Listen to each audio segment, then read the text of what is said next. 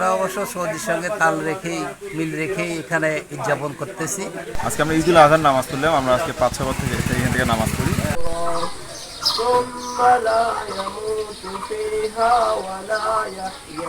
আমরা অবশ্য সৌদির সঙ্গে তাল রেখেই মিল রেখেই এখানে উদযাপন করতেছি।